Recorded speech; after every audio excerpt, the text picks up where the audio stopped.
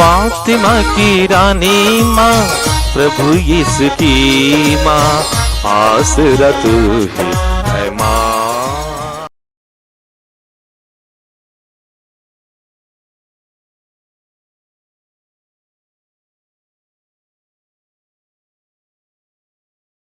पहला पाठ प्रेरित चरित्र अध्याय 28 पद संख्याएं 16 से 20 और 30 से 31।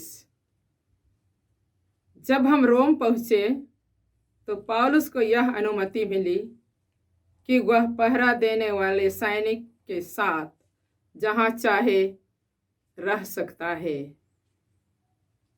3 दिन बाद पौलुस ने प्रमुख यहूदियों को अपने पास बुलाया और उनके एकत्र हो जाने पर उनसे कहा, भाइयों, मैंने ना तो राष्ट्र के विरुद्ध कोई अपराध किया और न पूर्वजों की प्रथाओं के विरुद्ध। फिर भी मुझे बंदी बनाया और यरूशलेम में रोमियों के हवाले कर दिया गया है। वे सुनवाई के बाद मुझे रिहा करना चाहते थे, क्योंकि मैंने प्राण दंड के योग्य कोई अपराध नहीं किया था। किंतु जब यहूदी इसका विरोध करने लगे तो मुझे कैसर से अपील करनी ही पड़ी।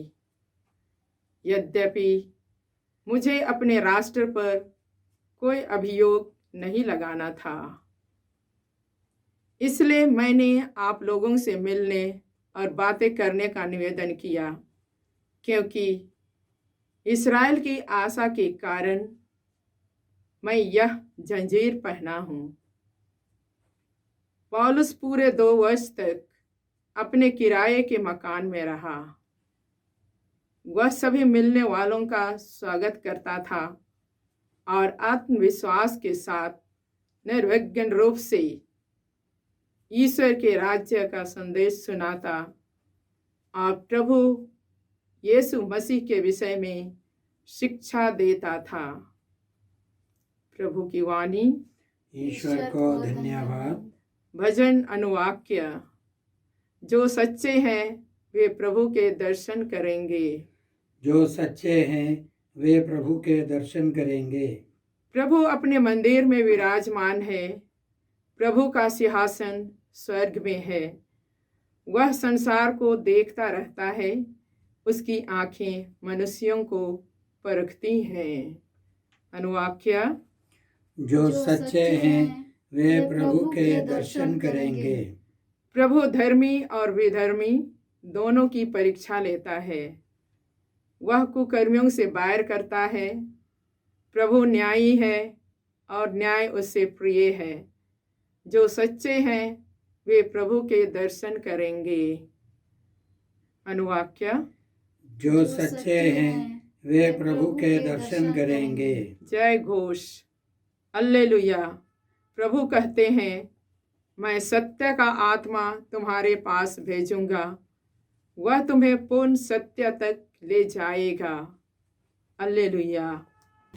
प्रभु आप लोगों के साथ हो और आपकी आत्मा के संत साथ। योहन के अनुसार प्रभु यीशु ख्रिस्त का पवित्र सुसमाचार। हे प्रभु तेरी महिमा हो। अध्याय 21 पद संख्याएं 20 से 25।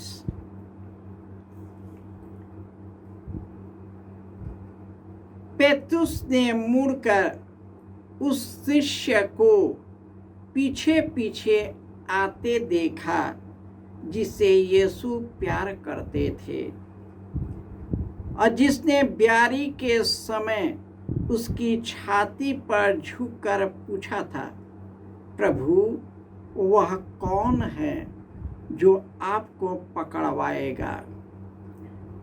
पेतुस ने उसे देखकर यीशु से पूछा, प्रभु इसका क्या होगा?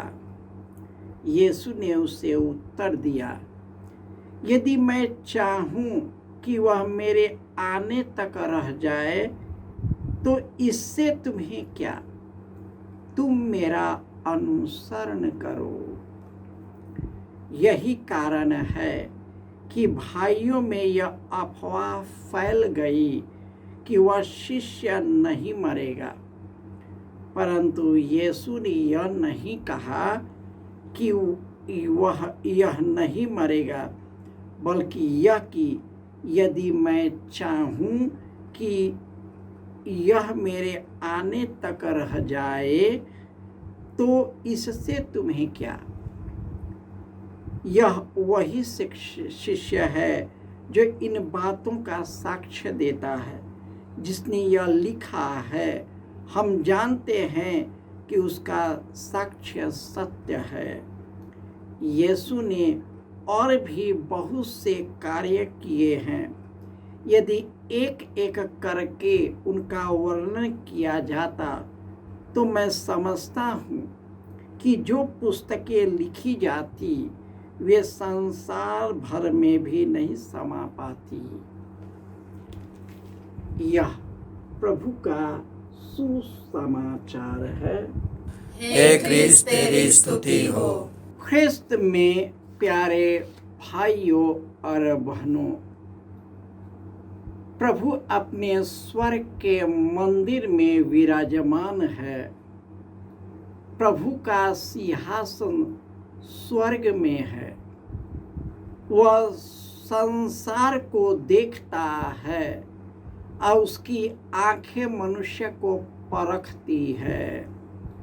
प्रभु धर्मी अधर्मी दोनों की परीक्षा लेता है। वह कुकर्मियों से अपना मुंह फेर लेता है। प्रभु न्याय प्रिय और दयालु है। जो सच्चे हैं, हृदय के सच्चे हैं, वे ईश्वर के दर्शन करेंगे। सभी शिष्य ईश्वर के दर्शन किया क्योंकि उनका हृदय सच्चा था, पवित्र बन गया। यीशु के दर्शन से उनका जीवन धन्य हो गया। जब पेतरुस मुड़कर उसके प्यारे शिष्य को देखता है, जो ब्यारी के समय उसके छाती से झुककर पूछा था कि प्रभु उसमें कौन है जो आपको पकड़वाता है। यह देखकर पेतरुस कहता, उनका क्या होगा और हमारा क्या। यीशु बोलता कि तू मेरा अनुसरण करो, तू मेरा अनुसरण करो। यीशु ने अपने जीवन काल में इतने कार्य किए जिसका सब विवरण नहीं लिखा गया है। वही लिखा गया है जिससे हम उनको जाने, पहचाने, उससे प्यार करें, उनको ग्रहण करें, उसके मार्ग पर चले और उनकी शिक्षा को सर्वत्र फैलाते रहे। क्योंकि ईश्वर जो स्वर्ग में है, हमें भी स्वर्ग की ओर उन्मुख होना है। इसलिए पौलुस कहते हैं, आप नीचे की चीजें नहीं, ऊपर की चीजें खोजते रहें। ईश्वर जो अपने पवित्र मंदिर स्वर्ग से विराजमान होकर धर्मी और अधर्मी दोनों पर दृष्टि दौड़ाता है, वह अपनी ओर आकृष्ट करता है। और यही कारण है कि पौलुस को जब रोम लेकर गया, सभी उनके खिलाफ हो गए, विरुद्ध हो गए। और उन्होंने एक बात कहा कि मैंने जो भी किया प्राण दंड के योग्य कोई अपराध नहीं किया, मैंने राष्ट्र के विरुद्ध कोई अपराध नहीं किया, फिर भी मुझे यहाँ आना पड़ा। और कुछ भी हो, अब पौलुस जो ईश्वर का हो गया, ईश्वर उनका अपना बन गया, यीशु उनका अपना हो गया। उसने कहा कि मेरे लिए जीवन है मसीह और मृत्यु है उनकी पूर्ण प्राप्ति। मैं उनके आगे दुनिया के सब चीज को कूड़ा मानता। मैं यही चाहता हूँ उनको जानूं, उनके दुख में सम्मिलित हो जाऊं, उनके पुनरुत्थान के महिमा के सहभागी बन जाऊं। हम लोग को भी इस दुनिया, इस जीवन, इस शरीर से ऊपर उठकर हर एक व्यक्ति के जीवन में ईश्वर का मंदिर बनना है। ईश्वर का मंदिर तो स्वर्ग है, तो हमें कहाँ जाना है? स्वर्ग में।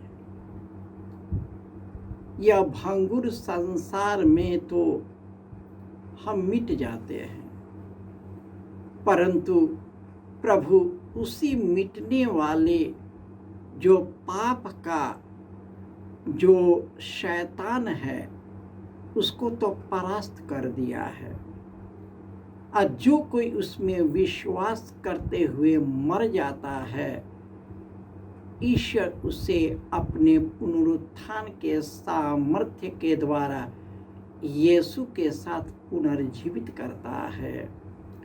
जो यीशु ने प्रार्थना किया था कि पिता, यीशु, पवित्र आत्मा एक है, उसी प्रकार ये भी हमारे साथ एक हो जाए, पूर्णता तक पहुंच सके। जब तक हम पूर्णता तक पहुंचते नहीं, हमें इस दुनिया में संघर्ष करना है। ईश्वर हमारी शक्ति बनेगा, हमें पवित्र आत्मा से भर दिया है, जो कि हम पिछले 3 सप्ताह से जिसके आने की हम घोषणा कर रहे हैं, उसका पर्व कल मनाने वाले हैं। 40 दिन के बाद जब यीशु स्वर्गारोहित हो गए,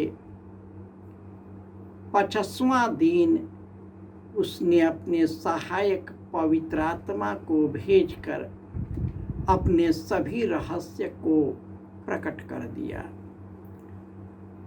अब हमें कुछ का अविश्वास नहीं करना। जो प्रकट हो गया सो प्रकट हो गया। और संसार जो हमें बांधने की कोशिश करता है, मेरी मृत्यु भी बांध नहीं पाएगा, क्योंकि ईश्वर का प्रेम दुधाली तलवार से तेज है।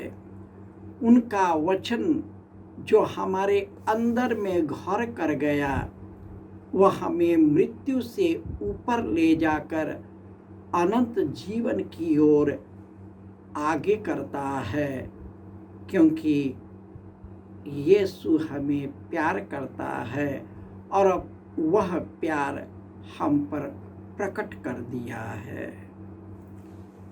जय यीशु।